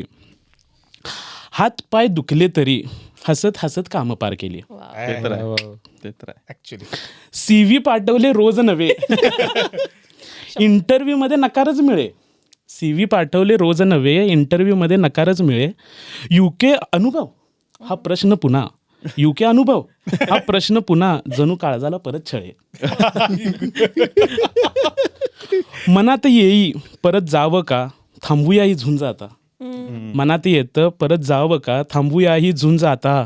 पण आठवते ती माय, पण आठवते ती माय, म्हणे थांब थोडं उजडेल नवं प्रातः. खरं आहे. जरी अंधार होता आसपास, जरी मार्ग कठीण वाटे, जरी अंधार होता आसपास, मार्ग कठीण वाटे, संघर्षातच सापडली जिथं, जिथं नवी उम्मीद जागे. आणि लास्टचं हे कडवं आहे जे मला वाटतं की कायम आपण जे बोलतो, आज जे आहे ते त्याच वाटेचं कुठेतरी फळ वाटतं. आज जे आहे ते त्याच वाटेचं कुठेतरी फळ वाटतं. कारण शेवटी जे काही होतं ते काहीतरी कारणासाठीच होतं. तर हे एक मला असं वाटलं की मांडूया 4 ओळी. रिलेट अरे, खूप रिलेट झालं. एक नंबर. 1.5 तासा पॉडकास्ट तू समप केलास या. नाही थँक्यू. ही तुमच्यामुळे ऑपॉर्च्युनिटी आली आणि माझ्यातला कवी कुठेतरी परत नाही त्यावेळी जागा झाला आणि चांगल्याच वेळी झाला. असं वाटलं की आपण एक स्वप्न बघितलं होतं आणि ते आपण आता त्या मोमेंट मध्ये आहे. बरोबर आहे. कारण की आपण सगळे अशीच स्वप्न घेऊन आलतो. म्हणजे पहिल्यांदा मी एडिनब्रा एअरपोर्टला लँड झाल्यावर मला वाटलेलं मी परत ओळून या एंट्रन्सला बघणार कधी. 2च ऑप्शन होते, एक काहीतरी करा आणि डिपोर्ट व्हा, ते लवकरच संधी होती बघायची. नाहीतर मेहनत करा, जॉब घ्या आणि मग जाताना परत दरवाजा बघा, मग प्राऊड मोमेंटने जावा. प्राऊड मोमेंटनं जावा. पण असं हे सगळं होतं. या कवितेत असं आपलं 4 वर्षाची सगळी जर्नी आठवली का, सगळे असे फ्लॅशबॅक्स आठवले. खरंच आणि त्याच्या आधीचं 1 वर्ष पण आठवलं, जेव्हा इंडियात आपण तयारी करत होतो यायची, हा. की काय काय स्वप्न बघितलेली. Bank loan. ऍक्च्युली त्या स्ट्रगल मधून येऊन आपण हे करत होतो. नाही खरंय. आणि मी वेटरचं मुद्दा म्हणून असं का केलं, कारण की आम्ही दोघं आणि आमचा एक फ्रेंड सर्कल जो आहे, म्हणजे हा पण आहेच, पण अजून जो आहे ते आम्ही सगळे एकाच जागेवर वेटर होतो. वेटर आम्ही तोंडावर बोलतोय, उष्ट्या प्लेटी उचलल्यात, लाज नाही, लज्जा नाही, विकलेली. 25 ऑगस्ट 2021 ला मी लाज विकली एडिनब्रा एअरपोर्टला. त्यानंतर निर्लज्ज झालो, कारण की आपण बोलतो निर्लज्जम सदा सुखम. एक नंबर. आणि मग हे आम्ही सगळं केलं. आणि आज आम्हाला सगळ्यांना एक गर्व वाटतो की एका हॉटेलमध्ये वेटर पासून मग सगळी लंडनला फुल टाइम जॉब करणं आणि त्याच हॉटेलमध्ये परत गेस्ट म्हणून जाणं, ह्यात कुठेतरी आम्ही पायरी चढली. खतरनाक अचिव्हमेंट आहे भावा ती. खरंच म्हणजे सगळ्यांच्या आयुष्यात आणि आहे. इथं सगळे लांबून आले, जसं की तू एडिनब्रा, ही ग्लासगो, तू बेलफास्ट, सगळे आता एका ह्याच्या. तू लंडन ती. नाही मी इथंच असतो. लोकल. मला असं एक सहज प्रश्न विचारायचा आहे की आपण हे सगळे स्ट्रगल बोलतो किंवा एखाद दुसऱ्या आपण थोडं डार्क साईड्सवर टच केलं की लंडनमध्ये असे हे होते किंवा कधी कधी सेफ वाटत नाही, कधी कधी असे अप्स अँड डाऊन सगळ्यांच्या जर्नीत आलेत आपल्या 4 वर्षात. पण अशी कुठली गोष्ट आहे जी तुम्हाला मोटिवेट करते की तरी पण अजून इथं राहायचं आहे किंवा अजून इथं का कंटिन्यू करायचं इथं, असं काय आहे कुणाकडे की काय मोटिवेट करते तुम्हाला इथं थांबायला? मला असं वाटतं आता थोडे फिल्मी डायलॉग वाटलं, पण मी ठरवलं की मला माझ्या वडिलांच्या कष्टाचा शेवट व्हायचा भावा. वा. त्यामुळे मी रोज त्याच ॲटिट्यूडनं, त्याच उमेदीनं, त्याच पॉझिटिव्हिटीनं परत उठून मला माहिती आहे की मला काहीतरी करायचं आहे. काटा आला अंगावर. मी ठरवले भाऊ हे करायचं. किंवा आता एक मिडल क्लास बॉय म्हणून माझी हीच स्वप्न आहेत की मला आई वडिलांना द्यायचं. आणि मला कधी कधी भीती वाटते की कुठेतरी ते म्हातारीवर चालले आहेत आणि माझ्याकडे वेळ कमी आहे. हे सतत एक मला एक टेन्शन असतंय. म्हणजे एक मला असं वाटतं की मला माहिती आहे मला एक खूप मला लांब जायचं आहे, खूप मोठी उडी मारायची आहे आणि ती मला आई वडिलांनी बघितलेली पाहायला आहे. आई वडिलांच्या नंतर कोट्यावधी होणं, मला त्यात काय होईन पण आणि होणार पण मला माहिती आहे, पण त्यात मजा नाही असं मला वाटतं. ज्यावेळी माझ्या आई वडील माझ्यासाठी टाळी वाजवायला आहेत ना, मी पण 1 रुपये कमी खरं मला ते पाहायला आहेत. हे कुठेतरी सतत एक मला भीती असते काय, पण टचवूड होईल सगळं. तेच तुझ्यासाठी मोटिवेशन आहे. येस. वर्क कल्चरवर मी थोडंसं बोलीन तर माझं म्हणजे मी एका फार्मा कंपनीमध्ये सायंटिस्ट आहे. सो वा. नाही म्हणजे सायंटिस्ट असं इंडियात बोलले की I हे know, होतं. तो खूप मोठं Direct वाटतं ISRO. पण नाही. तर थोडंफार असं होतं की लाईक इंडियामध्ये अजून बूस्ट व्हायला लागले करिअर Yeah. बाय टेक्नॉलॉजीसाठी. म्हणजे आहे, मी म्हणत नाही ऑपॉर्च्युनिटीज नाही आहेत, बट बाहेर त्याचा जास्त लाईक करिअर वाईज खूप चांगला ग्रोथ आहे, एक्सपोजर आहे, राईट. सो आणि इथलं कल्चर मी बघितलंय की लाईक एक असं सगळी सेम लेवलला आहेत. येस. लिटरली आपण त्यांना नावाने हाक मारतो. तो सगळ्यात मोठा हे होता. एक्झॅक्टली, नावानं हाक. नावाने हाक मारतो आणि त्यांना पर्सनल लाईफ आणि प्रोफेशनल लाईफ मध्ये डिफरन्स कळतो. म्हणजे मी असं म्हणत नाही की इंडियामध्ये नाहीये, आहे, पण इथलं मला ते जास्त कल्चर आवडलं की लाईक तुम्हाला तुमचा टाइम पण मिळतो, पण तुमचं तेवढं काम Yes. पण तुम्ही करून घेता. आणि आता असं पण मला दाखवायचं नाही की सगळं दुःखीचं आहे, आम्ही सगळी बाद साईड असं नाही. असं मला वाटतं की आता आपण चांगली सगळी खुश आहे लाईफमध्ये. होय, होय, होय. आपण चांगले पैसे कमवलोय, आपण आपल्या आई वडिलांना काहीतरी आपल्याकडून द्यायला Yes. लागलोय जी आपल्यासाठी स्वप्न पुरते. खरंच. त्यामुळे असा पण मेसेज घेऊन या की गेले की सगळं वाटव होते, सगळं वाईटच होते, असं काय नाही. शेवटी परत reality आहे. सूर्य हा उगवतोय, किती पण वाईट दिवस गेला वा. तरी. असा एक मुवमेंट की तुम्हाला वाटलं आईला शाबासकी दिली तुम्ही स्वतःला, म्हणजे भावा केलीस तू स्वतःला, असं एखादं मुवमेंट.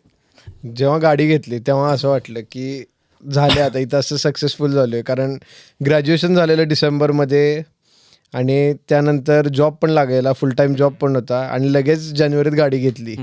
मग त्यावेळी असं वाटलं की आता आपण असं काय तर अचीव केलं की तो मुलगा जो स्वतःच्या घरापासून असं बसची टायमिंग बघून रोज निघायचा की युनिव्हर्सिटीला जायला ह्या टायमिंगची बस आहे, सारखं सारखं पळत पळत जाऊन अशा 1000 वेळा बस पकडलेत. त्यावरून ती ट्रान्झिशन की आता स्वतः स्वतः गाडी चालवून निघतोय. त्यात आणि मर्सिडीज म्हटलं की जरा इंडियात ते कसं हे होते की त्या मर्सिडीजमध्ये आपल्या बरेच ट्रिप झालेत बाय द वे. माझ्यासाठी होतं ज्या दिवशी मला आठवतं 19 फेब्रुवारी का 17 फेब्रुवारी होती तारीख, तेव्हा मला जॉब लागला. जे स्वप्न होतं म्हणजे एक तर मी अनपेड इंटर्नशिप केली. आता ते मला एक मेन सांगायचं होतं यात की स्ट्रगल आपण म्हणतो की नुसता पैसे पैसे कमवायचे सगळ्या गोष्टी आहेत, पण मी कुठेतरी अनपेड इंटर्नशिप केली. सकाळी क्वांटिटी सर्वेअर, संध्याकाळी वेटर, ही लाईफ होती एक 10 महिने. पण त्या 10 महिन्यांनी सिव्हिल इंजिनिअरिंगचा एक पार्ट. हां हां माहित नाही. ते 10 महिन्यांनी मला खूप काय काय शिकवलं. आणि तेवढ्यात मला हे लंडनचा तो कंपनीचा कॉल आला होता. आणि असं झालं होतं की मी जिद्द ठेवलेली पहिल्या दिवसापासून UKत आले की मी लंडनला जाणार तर मी स्वतः पैसे भरून जाणार नाही, काय पण उद्या. ड्रीम सिटी आहे माझी, इथं आवडती आहे. हे तुम्ही एक स्क्रीनवर आत्ता फोटो पण बघाल की मी 8वीत असताना एक लंडन ब्रिज स्वतः, टॉवर ब्रिज, लंडन ब्रिज आपल्या इंडियात टॉवर ब्रिज की मी असं कार्डबोर्डनं बनवलं आहे. आणि त्याच्या खाली हा फोटो असणार आहे की मी तिथं स्वतः गेलो इंटरव्ह्यूच्या दिवशी आणि ती मला कंपनीनं म्हणजे स्पॉन्सर केलं. आपली पहिली भेट पण होती. पहिली भेट होती आणि खूप आपण गोष्टी केल्या. ते माझ्यासाठी होतं की जॉब लागणं, कारण की सर्कल तिथं कम्प्लीट होतं आणि दुसरा सर्कल तिथं कम्प्लीट होतं जिथं स्पॉन्सरशिप लागते. ते टचवूड लवकरच होईल, पण असं सगळं आहेत. जॉबचा प्रोसेस लय अवघड आहे. खूप. ग्रॅज्युएशन झालं असं वाटतं की आपल्याला झालंय, पण ती रंगीत तालीम असते, डान्स नंतर सुरू होते ऍक्च्युली बाबा. नाही आणि तसं नाही. तू जसं म्हणलास, मला एक वाटते की एखादी गोष्ट आता असं ह्या कॉन्टेक्समध्ये की मला वाटते सुखाची भूक ही खूप कमी असते सुख दुःखाच्या कॉन्टेक्समध्ये. Yes. आता फॉर एक्झाम्पल कधी मला वाटलं नव्हतं की मी स्वतः जीवर कधी आयफोन घेऊन येऊ शकेन. आता ही तुमच्यासाठी छोटी गोष्ट आहे, पण ज्यावेळी तो नव्हता त्यावेळी ते काइंड ऑफ दुःख होतं. मग त्यावेळी मला सारखं वाटायचं माझ्याकडे कधी येणार, माझ्याकडे कधी येणार. त्यात हा मला फोटो देताना मी अँड्रॉइड होतो, हा आयफोन होता, हा माझ्यावर खूप अत्याचार करायचा. अरे बापरे. दरवेळी. मग असं स्वप्न बघितलं. मग जोपर्यंत तो नव्हता ना त्यावेळी मला वाटतं कधी येणार, पण आल्यावर असं झालं की अरे म्हणजे आता ठीक आहे की आयफोन आहे की. आणि मला तसं जॉबच्या झालं माझं अनपॉप्युलर मत असू शकते. त्यामुळे मला असं वाटतं की सुखाची भूक ही कमी असते आणि Yes. दुःखाची भूक जास्त असते. त्यामुळे अजून बऱ्याच गोष्टी येणार आहेत. लाईफमध्ये येस ते कसं असते, आपण एखादी गोष्ट जोपर्यंत अचीव्ह करत नाही तोपर्यंत आपल्याला वाटते की मला जॉब पाहिजे, जॉब पाहिजे, त्यामुळे आपण पुश करत असते. It's like buying set of furniture. जोपर्यंत घ्यायचं तोपर्यंत उत्साह असते, ज्यावेळी एक्साइटमेंट हे असते. खरं आहे. एकदा घरात आली गोष्ट की मग you move on to next thing किंवा you move on to bigger things. Yes, आणि you should keep moving on. मला वाटते हेच लाईफ आहे. म्हणजे खरं आहे. जसं तू अचिव्हमेंटचं विचारलास तसं मला वाटतं की ग्रॅज्युएशन तर एक पार्ट आहे, जॉब पण एक पार्ट आहे, पण मला वाटतं एक जुलै मंथ माझ्यासाठी एक स्पेशल आहे. माझा बर्थडे म्हणून अरे माझा पण आहे म्हणून, हा, म्हणजे तुम्ही ठीक आहे. तिघांचा पण आहे. हा बहुतेक तुझ्याच डेटला म्हणजे ते विराट कोहलीला वगैरे भेटणं अरे वा. अरे ते हे अच्छा, हा, ते एक मोठी गोष्ट आहे लई मला. मोठी गोष्ट आहे. हा आणि हा, ते- आवडलं मला ऐकायला. म्हणजे कसं आहे की सगळ्यांनाच माहीत आहे, आता आपल्या कोल्हापुरात पण माहीत असेल की विराट कोहलीचा मी मोठा फॅन आहे. येस. त्यामुळे मला अजून पण भेटलं तर मी अजून भेटीन. पण पहिल्या वेळी ज्यावेळी इंडियाची टूर होती त्यावेळी पण मी त्याला भेटलो. म्हणजे कसं भेटलो ते आता एक मोठी स्टोरी आहे. पण ज्यावेळी दुसऱ्यांदा भेटलो ते मला वाटतं ते आपण सगळीच होतो एकत्र, सगळं झालं, घरी आलो आणि आपापल्या बसलो, जस्ट ट्विटर चालू केलं, ट्विटरवर बघितलं की असं म्हणजे मी त्याला खूप फॉलो करते सगळीकडे. त्यामुळे म्हटलं बघू. आणि मी तेजलची कॉलवर हिच्याशीच बोलत होतो की काय कसं काय. आणि मी म्हटलं कुठे गेला असेल, आता लंडनचं खूप ऐकलं की ते लंडनमध्ये राहतो. लंडनमध्ये राहतो ते. आणि त्याच्या ट्विटरच्या त्या टायमिंगनुसार 2 फ्लाईट येत होत्या लंडनला. त्यातली सकाळी एक 6ला येत होती, एक 10ला येत होती. म्हणजे 6ची मला वाटलं की त्या टायमिंगला जुळते त्या ट्विटरच्या. मग मी हिच्याशी बोललो, ही म्हटली घेऊन बघ रिस्क, काय जातंय, काय होणार आहे, सकाळी उठून तर जायचं फक्त. मग म्हटलं, आणि परेड नंतर कोण येणार आहे लंडनला एवढं हे करून. मग सकाळी 3-4ला उठलो आणि गेलो. आणि एक मित्राचा फोन आला की भेटेल, त्याला विचारलं थोडं होईल काय, भेटेल काय. ते म्हटलं भेटेल रे, त्याला काय माहित नाही काय नाही. त्या म्हटलं रे भेटेल रे, जाते सगळं. विराट पाहुणे वगैरे नाहीत ना? नाही त्याला काय माहित पण नाही, पण हा जा भेटेल एवढा काय विषय नाही. आणि गेलो आणि जस्ट थांबलेलो आत, हिथ्रो टर्मिनल 2 का 3 होतं. आणि मी जस्ट मोबाईल चेक करत होतो की फ्लाईट आले की तोपर्यंत समोरूनच आला. अरे वा. आणि ते एकदम असं होतं की काय करायचं आता, म्हणजे कसं बोलायचं, काय असतंय, एकदम ऑरा समोर आले तर काय बोलायचं, कसं बोलायचं. त्यामुळं कसं धाडस करून म्हटलं सर एक फोटो द्या, इंग्लिशमध्ये ऑफकोर्स. पण हा एक फोटो पाहिजे आहे. बट तो खूप रशमध्ये होता, सकाळी 5-6 वाजलेले. आणि आय थिंक तो कुठेतरी जात होता तिकीट वगैरे काढून. आणि त्याच्यासोबत एक बॉडीगार्ड पण होता. मग मी म्हटलं बॉडीगार्डला प्लीज जस्ट 1 फोटो. तो म्हटलं मी काही यात करू शकत नाही, त्यांनाच विचारलं पाहिजे. मग मी म्हटलं आता एवढं सगळं केलं तर एक धाडस करूया. तर मी म्हटलं की एक फोटो द्या एअरपोर्टच्या बाहेर. एअरपोर्टच्या आत खूप लोक होती, बाहेर.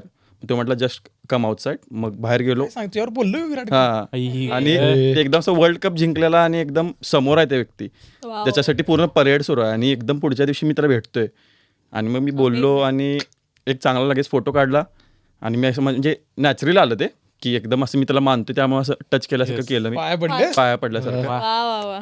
त्यामुळे ते एक बेस्ट फिलिंग. आणि त्यानंतर तो जो फोटो व्हायरल झाला, त्यामुळे पुण्याला खूप ओळखतात आता. आणि त्यात मी हिला मेन्शन केलं, त्याला मेन्शन केलं, त्याची लाईक होती, त्यांना पण एवढे नोटिफिकेशन, त्यांच्यावर सगळे फ्रेंड. दिसतंय स्वस्तातलं विराट कोहली. जर तुम्हाला महागातला ओरिजिनल भेटला आमच्याकडे आमचं पर्सनल आहे, गरिबांचा. त्यामुळे खूप मैत्रिणी पण झाल्या कुणालच्या. कट. माझं असं काय असा सेलिब्रिटी मुवमेंट आहे, सारा तेंडुलकरला भेटलेलो. म्हणजे वा. क्रश आहे ना ती सगळ्यांची. येस. ट्रेनमधून चाललेलो आणि समोर अशी बसलेली, पहिला पटे ना की अरे ही सारा आहे काय आपली तेंडुलकरांची. मी बघितलं रे ते असं, म्हणजे ही कशी असू शकते ना एवढ्या समोर, इतकी इझिली कशी आम्हाला. मग तिची स्टोरी बघितली आणि त्यात कळालं की ही तीच आहे. मग ती कुठेतरी काहीतरी करायला गेलेली, हॉर्स रायडिंग शिकायला गेली होती की असं काहीतरी. आणि मग काय आलं, थांबलो बऱ्याच वेळ. मग अजून एक कोणता असा होता व्लॉग करणारा, मग तो म्हणला भाई यार मेरा व्हिडिओ खींचो उसके साथ. मग त्याने त्याला रिक्वेस्ट केला आणि मग त्याने असा बोलला बिला की हां ये सारा तेंडुलकर ह्या होत्या. आणि त्याने विचारला की तिचं कुठल्या तरी क्रिकेटरबरोबर नाव जोडलं जाते, त्याच्याबद्दल तुमचं काय मत आहे. ती अशी एकदम एम्बॅरेस झाली रे, ते चुकीचं. आता ती हाय तशी महाराष्ट्राची. मग जरा माझा इगो हर्ट झाला, 100%. तोंड कसतर झालं. मग मी दिला त्याला कॅमेरा, मला पण रागा रे आतून. मग नंतर मी एक फोटो काढला, म्हणलं काय त्याला काय करू काय म्हणलं मी. मग ती म्हणली नको तसं काय नाही. म्हणलं तुम्ही कसं करता या सिच्युएशन शेड्यूल म्हणले. ती आता मला सवय झाली म्हणली ती. हे तू मराठीत बोलत मराठीत. आणि तिला सांगितलं की तेंडुलकर सरांना सांगा 2 कोल्हापूरची पोरं भेटलेली. वा. आपण तिचा निरोप घेतला आणि पण छान वाटलं, म्हणजे ती बोलायला एकदम भारी वाटली. आणि एक शेवट क्वेश्चन असं विचारायचं की आता हल्ली त्या व्हिडिओ फेमस व्हायला लागल्यात की ती मध्ये एक बाई ट्रेनमध्ये खात होती, किंवा कोणतरी असे इंडियन कुठल्या तरी ठिकाणी जाऊन काय तर वेगळेच डान्स करल्यात की जे मग लोकांनी उचलून धरलंय, मग ते व्हायरल झाले आणि बऱ्याच घाण कमेंट आहेत. त्याच्याबद्दल तुमचं काय मत आहे? म्हणजे ह्याच्याबद्दल मला वाटत नाही जास्त कोण ओपनली बोलतंय, काय पण मत असू शकते, पण तुम्हाला काय वाटते? मला वाटतं थोडंसं असं सिविक सेन्सबद्दल आपण जरा इंडियन्स थोडं लॅक करतात. नॉट एव्हरीवन, बट काही जण असे असतात की when you are visiting any other country, किंवा जेव्हा तुम्ही दुसऱ्या एखाद्या देशात जाताय तेव्हा तुम्ही तिथलं कल्चर किंवा तिथल्या ज्या सोसायटीमधल्या बाउंड्रीज आहेत त्या तुम्ही डिस्टर्ब नाही केल्या पाहिजेत, किंवा त्या तुम्ही क्रॉस करायला नाही बघितलं पाहिजे. म्हणजे तुम्हाला आता जर समजा एखादा डान्स फॉर्म करायचा आहे किंवा काहीतरी करायचं आहे, then you can do it in your home, किंवा जिथे तुम्ही हॉटेलमध्ये आहे तिथं करू शकता एखाद्या वेळेस. बट असं सगळं स्ट्रीट्सवर वगैरे जेव्हा करताय तेव्हा तिथं वेगवेगळ्या देशातून टुरिस्ट आलेले असतात फिरायला. आणि Y is it every time की फक्त इंडियन्सच जास्त दिसतात किंवा आपणच हायलाईट होते. सो आपण जिथं जातो तिथं तिथलं कल्चर रिस्पेक्ट केलं पाहिजे. तिथलं कल्चर, तिथली लोक कशी राहतात Adapt केलं पाहिजे. yes. त्यानुसार आपण बिहेव केलं पाहिजे. माझा बेसिक थॉट आहे, आता कार्यक्रमात मला वाटते कुठलाही समजा तुम्ही लग्नाला चाललाय तर तुम्ही किती छान दिसायचा प्रयत्न करताय because you are representing your family. बरोबर. आता फॉर एक्झाम्पल जर माझ्या मम्मी साईडचं कोणाचं लग्न असेल तर मला असं वाटतं की मी एखादं काही पण वागलो तरी मी अजित अडके म्हणजे माझ्या वडिलांना मी रिफ्लेक्ट करणार. Yes yes yes. मग त्या एवढ्या छोट्या गोष्टीचा तुम्ही हा विचार करताय तर तुम्ही तर देशाला represent. तुम्ही देशाला रिप्रेझेंट Yes. करताय. त्यामुळे तेवढं तरी ऍटलीस्ट तुम्ही डोक्यात ठेवला ना. आता आम्ही हॅरोमध्ये राहतो जे लंडनमध्ये, तिथं तर असं व्हायरल झालं की पान थुंकले हा. खूपच ते घाण होतं. आणि ते एम्बॅरेसिंग असते हो. आता ह्याच्यावर कुणीतरी जोक केले आमच्यावर ऑफिसमध्ये, आम्ही काय बोलू शकणार याच्यावर, डिफेंड करू शकत नाही ना आम्ही. म्हणजे मला मान्य आहे तुम्ही आलाय बाहेरच्या देशात, पण थोडं विदिन बाउंड्रीज. पण कधी कधी असं पण होतं की त्या गोष्टींना पण त्या कमेंट सेक्शनमध्ये जे व्हिडिओ व्हायरल त्यात पण ते ग्लोरीफाय करतात की अरे वा, म्हणजे असं एक त्याला सपोर्ट करतात त्या इन्सिडेंटला, नाही की आवाज उठवतात. आणि ते कॉमन झालं असं वाटतंय मला. हे चुकीचं आहे. असं हे आमचं वैयक्तिक म्हणजे सगळ्यांचं खरं आहे. हां, फ्रीडम पाहिजे बट फ्रीडम शुड बी फायदा. Within society, boundaries of the society. असं उगीच कुठं पण फ्रीडम नाही पाहिजे. हे काय होते कल्चरच्या नादात आपण रिप्रेझेंट करायला तरी जातोय आणि त्याचा कुठेतरी इगो पण येते की माझं आमच्या इथं असेच करतात मग बाहेर पण मी असं. सगळे तुमच्यापर्यंत ठेवा, एक लिमिट आहे सगळ्या आणि गोष्टीला. हेच चुकीचं आहे मला वाटतं. आता तुम्ही पान थुंकणे का तुमचं कल्चर नाही. आता फॉर एक्झाम्पल आता आपण छत्रपती शिवाजी महाराज जयंती केली, केवढी मोठी साजरी केली, 50-100 जण होती त्यावेळी, आपण रॅली काढली शांतपणे, होतो की आम्ही बाउंड्री, कुणाला आम्ही डिस्टर्ब केलं काय नाही. नाही. मग हे मला वाटतं की लोकांनी खरोखर लक्षात ठेवलं पाहिजे, तुम्ही बाहेर जाताय, you are representing your country. बरोबर. असं नाही की कुणीतरी गोल्ड मेडल जिंकलं मग तो रिप्रेझेंट करायला. हे डोक्यात ठेवलं पाहिजे, खूप महत्वाचं आहे मला वाटते. जाईल तिथं. सोशल चांगल्या गोष्टीसाठी व्हायरल होऊया आपण असं Yes. वाटतंय, ना की अशा गोष्टींसाठी. आणि त्याचा इम्पॅक्ट सगळ्यांवर होतो. म्हणजे आपण जरी तसलं काय करत नसलो तरी ऑफिसमध्ये येऊन कोण पण काय आपण आपला टोमणा मारू शकतो त्या गोष्टीवरून, किंवा एखाद्या दुकानात आपण काहीतरी विकत घ्यायला गेलो तर त्यावर कोण पण आपल्याला काहीतरी उलट सुलट बोलू शकतं. याला आपण थांबवू शकत नाही. ते आंब्याच्या पेटीसारखं होतं, एक नासका निघाला की सगळीच सगळेच बाद आहेत, आपण सगळीच बाद आहेत. घाणच ठरतोय. त्यांनी जोक मारला तरी हसायचं झक मारत आता. टुवर्ड्स एंडकडे झालं. पण शेवटचा क्वेश्चन की आता जी लोक येणार लागलाय त्यांना तुम्ही काय मेसेज द्याल किंवा काय सांगायचं तुम्हाला थोडक्यात? येऊ नका. नाही असं बोलू नकोस, अजिबात येऊ नका. जसे रूल्स चेंज होत आहेत. सो आम्ही जेव्हा किंवा आपण सगळी जेव्हा आलो की लाईक त्यावेळेचे विजा रूल्स वेगळे होते. बट आता लाईक चेंजिंग सगळ्या गोष्टी मला वाटतं की पूर्ण रिसर्च करून या. बरोबर. जर तुम्हाला खरंच इच्छा असेल यायची, डिग्रीसाठी येताय तर नक्की या. हा फक्त डिग्रीसाठी यायचं तर बेस्ट, येऊन घेऊन जा. कागद घेऊन जावा हा. 25 लाखाचा. नाही, आणि आपण आलो त्यावेळी असं होतं की 2010 पासून 2020 पर्यंत युकेनं PHW दिलेच नव्हते, किंवा 3 महिन्याचा PHW असा डिग्री संपला 3 PSW महिने. म्हणजे PHW म्हणजे पोस्ट स्टडी विजा किंवा ग्रॅज्युएट विजा, जो आपल्याला शिकल्यानंतर 2 वर्षाचा visa. डिग्री कंप्लीट झाल्यावर तुम्ही 2 वर्ष या देशात राहू शकताय. आणि 2021 मध्ये जेव्हा त्यांनी स्टार्ट केलं तेव्हा त्यांचं टार्गेट होतं युकेचं की 2030 पर्यंत त्यांना 6 लाख इंटरनॅशनल स्टुडंट्स पाहिजेत, असं त्यांचं एक टार्गेट होतं. बेस्ड ऑन रिक्वायरमेंट केवढे आहे. बट हे त्यांचं टार्गेट 2022 मध्येच पूर्ण झालं. अरे बाबा. ही ग- शॉकिंग. सो विचित्र आहे. जो त्यांनी अंदाज काढला की पुढच्या 10 वर्षात जॉब मिळण्यासाठी एवढे स्टुडंट्स आले पाहिजेत, तेवढी स्टुडंट्स पुढच्या 2 वर्षातच आले. बरोबर. फक्त आता ह्या वर्षीच्या इंटेकला 13% ऍडमिशन्स कमी झालेत अच्छा. मास्टर्ससाठी. सॅच्युरेट झालं म्हणजे आता. हा, मग आता तो Change झाला. 2024 पर्यंत पीकला गेला, बट आता ते खाली चाललंय सगळं. म्हणजे कॉम्पिटिशन आहेच आणि वाढतच. आणि जर तुम्हाला कोण जॉब देणारच नाही तर येऊन काय 2 वर्ष करणार वेटर पण पण असं पण नाही की जॉब भेटत नाही, ज्याला करायचं ते काय पण करून जॉब मिळवतं. खुळ्यासारखं मागं लागला की तुम्हाला जॉब मिळेल. बरोबर आहे. बट असं नाही की सगळ्यांनाच भेटेल असं तर. असा पण तो कधी सर्वे की फक्त 6% लोकांना ऍक्च्युली जॉब लागला फील्डमध्ये, होय. जे काय टोटल विद्यार्थी आले ते. त्यामुळे मला वाटतं की कन्सल्टंटचं काम आहे सांगणं तुम्हाला. आणि रिगार्डलेस ऑफ दॅट तुमचं स्वतःचं एक रिसर्च पाहिजे, तुम्ही लोकांशी कॉन्टॅक्ट केला पाहिजे. आता कसा विषय सांगताना पण आता मला कळत नाही लोकांचं. मी माझ्या एक होता चांगला जवळचा मित्र, त्याचा फोन आला, त्याला सांगितलं मी की बाबा अशी अशी वस्तुस्थिती आहे म्हणून. आणि त्यावेळी मला त्याला सांगितलं, तो नंतर काय मला म्हणला की त्यानं माघार एका ठिकाणी बोलला आणि सांगितलं की असं आता आर्याला बघवणं झाले, मी या लागले म्हणून. की माझ्यासाठी खूप ते मला कसं तर वाटलं, वाईट वाटलं. म्हणजे मी तुझ्या चांगल्यासाठी सांगालो, शेवटी तू तुझ्या घरातले पैसे घालून येणार आहेस, मी काय माझे वैयक्तिक घालत नाही.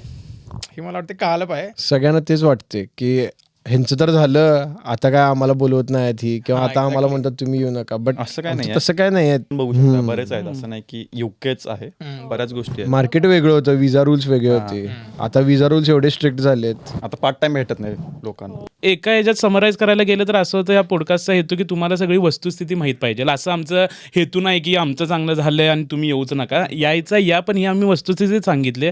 तुमचं परिश्रम आहे, तुमचा स्ट्रगल आहे आणि तुमचं हार्डवर्क आहे. background पण आणि असेल. शेवटी कष्ट तुम्ही करालाय, भोगणार तुम्ही आहे. सुख असू दे, आनंद असू दे, तुमचा वैयक्तिक प्रश्न आहे. खरं आहे, खरं आहे. सांगायला लागलो तुम्हाला की असं नाही, तुम्हाला एखादं कोणतरी सांगायला एवढं भारी असते असं नाही. त्यामुळे तुम्ही स्वतःचा ह्याच्यानं स्वतःचा अनालिसिस करा की डीप स्टडी करू. ऍक्च्युली आपण आलं पाहिजे की नाही, is it worth it or not, आणि मग डिसाईड करा. खरंच. आणि जर तुम्ही फुटबॉल वेडे असाल तर मग या जरा क्रिकेट वेडे पण चालेल. होपफुली आता मला वाटतं की बऱ्यापैकी आम्ही तुम्हाला एक सगळ्यांचा सिनारिओ दिलाय. हो. प्रयत्न केलाय. खरं खरं सांगायचा प्रयत्न केलाय. अनुभव प्रत्येकाचा वेगळा असू शकतोय. आम्ही असं काय चांगलं वाईट जो आम्हाला आलाय रिगार्डलेस ऑफ चांगला वाईट तुम्हाला सांगण्याचा Yes. प्रयत्न केला आणि होपफुली तुम्हाला आवडला असेल. आणि लास्टला हेच म्हणेन की परत एकदा सगळेच बोलतील, पण की अरिहंतला यासाठी धन्यवाद की त्यांनी हा प्लॅटफॉर्म तयार केला आमचे नवीन. विचार मांडायला. आणि या चॅनलला नक्की शेअर करा, सबस्क्राईब करा, ती घंटी दिसत असेल ती ऑन करा, Bell icon. म्हणजे टिंग आवाज येईल. आणि थँक्यू अरिहंत आम्हाला इथे इन्व्हाइट केल्याबद्दल. की हा आम्हाला खूप खूप थँक्यू. Opportunity. जाताना आणि- कडे भेट करूच. आणि ऑडियन्सचे थँक्यू जर आतापर्यंत कोल्हापुरी बघत जगात. राहिला असलात तर. आणि एकच कोल्हापुरी जगात भारी. होपफुली मला वाटतं की तुम्ही ह्या शेवटच्या टप्प्यापर्यंत व्हिडिओच्या आला असाल, तुम्हाला व्हिडिओ आवडले असेल आणि असंच आम्ही तुमच्यासमोर गेस्ट आणायचा प्रयत्न करू. सामान्य असामान्य लोक आणि त्यांच्या सामान्य असामान्य स्टोऱ्या तुमच्यासमोर आणायचा प्रयत्न करू. आणि असंच प्रेम राहू द्या. मला सांगा तुम्हाला अजून काय विषय कव्हर करायचा काय, अजून काय पाहायला आहे काय. आणि थँक्यू सो मच. जय हिंद, जय महाराष्ट्र आणि जय श्रीराम. थँक्यू.